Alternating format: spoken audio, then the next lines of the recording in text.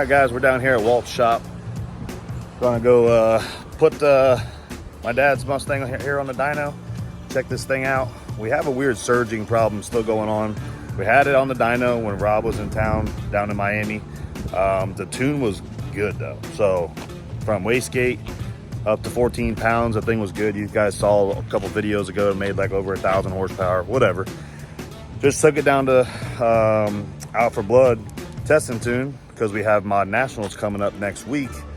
And it's still doing the surging thing. Everything past 6,000 RPMs is just 6,000, 7,000 drop down.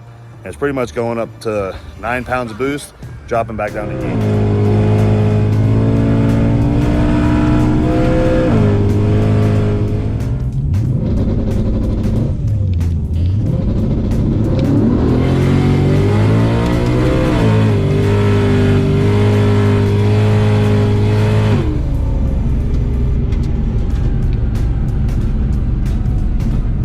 So we went ahead and put brand new solenoids on there. That's what Brian was saying to do. And we got a hold of Boost Leash, made sure all of our settings and everything are now corrected the way that they said it should be on this car. So we're gonna try to shake it down here on the dyno. Safer environment than out on the street. Let's see what happens. We're gonna try wastegate pool first, see how it goes.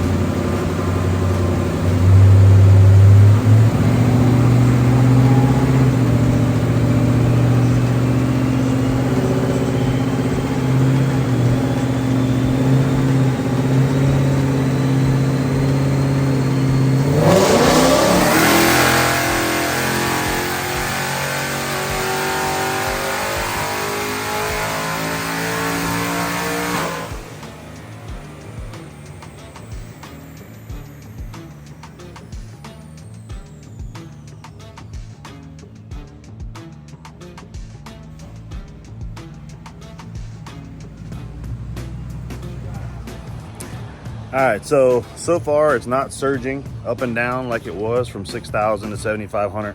So that's a good thing. Right now we're just trying to get the correct boost reading because it's reading 16 pounds of boost and we only have 2 on the dome and a 5-pound spring. So something's a little off there.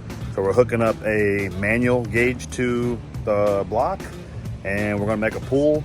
Talk to Rob Shoemaker. He sent us a little bit of a different tune up. And we're gonna try a little bit more boost here and see if we can read the boost and no surge. No surge is a big thing, so let's get into it. So we got the redneck boost gauge in there. Gonna keep an eye on that, see where that goes. When I'm hit flooring it. Go get the tune from Walt.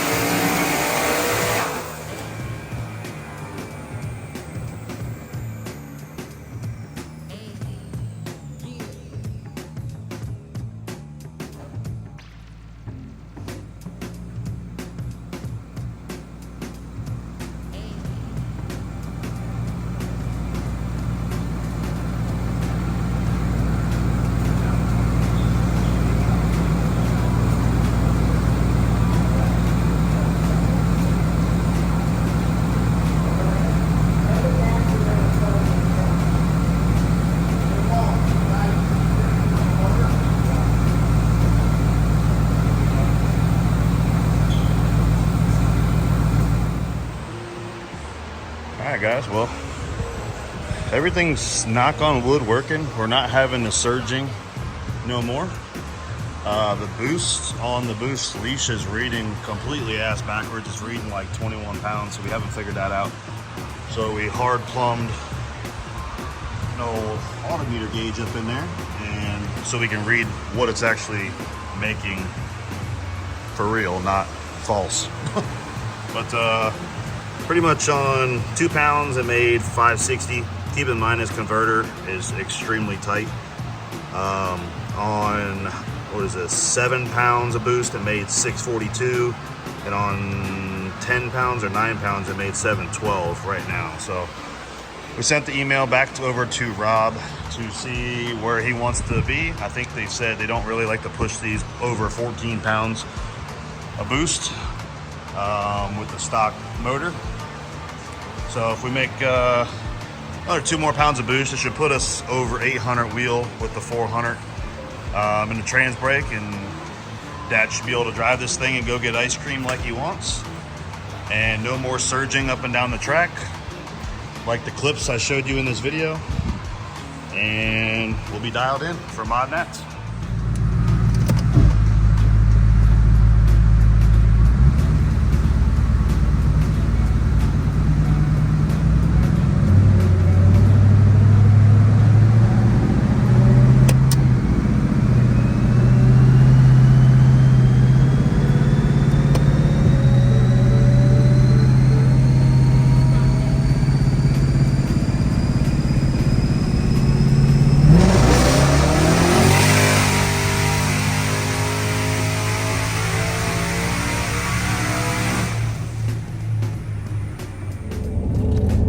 Alright guys, well, we are back on the road.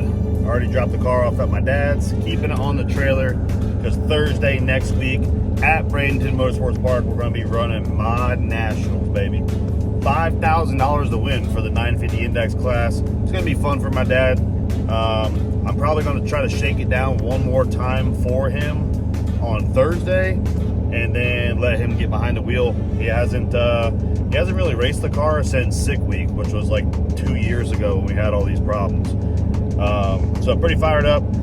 The car, we figured out the boost leash is a little weird. We're putting 12 pounds, quote unquote, on the gauge, but it's making like 23 pounds of boost on the gauge. So we hooked up, like I showed you, hooked up a manual, like an old autometer boost gauge. And on 12 on the controller, it made 14 pounds of boost. And we kind of did that in increments, which I went over. But got it off the dyno, made like 825 to the tire. A lot of horsepower is being lost through that tight converter in the Turbo 400, but it's great. You put it in gear, it goes 3 speeds. It's got a trans brake now, so you can launch the car. I'll pull up. Actually, I don't even have the picture of it, but the fastest the car ever went with a 10R80 was a 971, and the 60 foot was a 171. Just from last weekend Out for Blood, when we tested the car, they went a 150. So it picked up 2 tenths right off the 60 foot. So we should be pretty dialed in. I'd like for it to run about a 940 something and kind of just dial it back from there, which should be no problem.